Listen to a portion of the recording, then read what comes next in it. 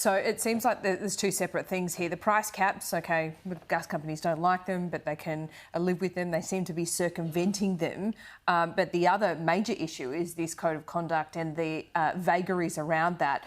Is it, okay, two questions there. First of all, the price caps, are they working though? Or is this kind of get around from the gas companies that they will exploit little loopholes to suit themselves?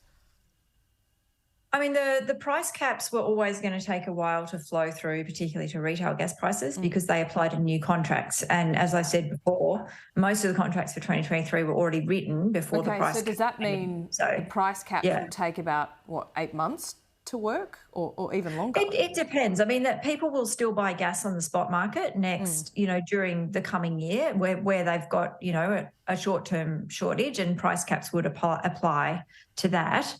But yeah, it is that the longer term contracts where the price cap is going to come into play, I think. Okay, so the second part of that question, the code of conduct.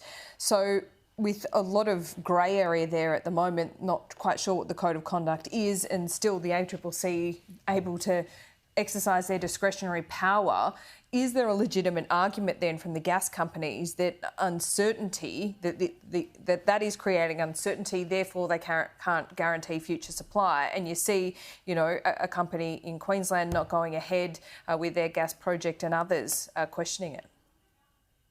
Well, I think you have to remember that the longer that they decide that they're not going to sell gas to people, the more that they're permanently destroying demand for their own product.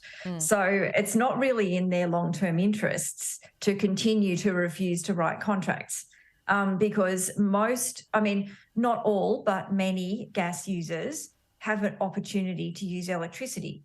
And if they can't get gas at reasonable prices and they can't get contracts for it and they can't get certainty over supply, then they will switch. And they won't come back when gas prices come down because there's a cost to switching. So it's really not in the gas companies' interests to try and hold the domestic market to ransom, because they're effectively eating their own lunch, right? They're destroying the demand for their product, and meaning that there won't be a future market there for them. I don't know whether you can answer this question, but we look with interest with Origin and that takeover going on with Brookfield. There's been a second delay. They want more information. They're doing due diligence. They're obviously looking at the price cap and the code of conduct. Do you think these delays are a direct result of what's going on with the code of conduct? The government intervention? I'm not really familiar with the ins and outs of that deal. I would note that Origin's a pretty diverse business. It's not just a gas business. It's got an electricity business as well. I'm really not sure whether it's directly delaying that offer or not. Fair enough. Not that I thought you'd have line of sight on that, Alison, but thanks so much. Very difficult subject area, and you've explained it all to us this morning, so I appreciate that. See you soon. Great. Thank you very much, Laura. Well, an elderly man is dead and 2 police officers have suffered chemical burns in an operation in Sydney's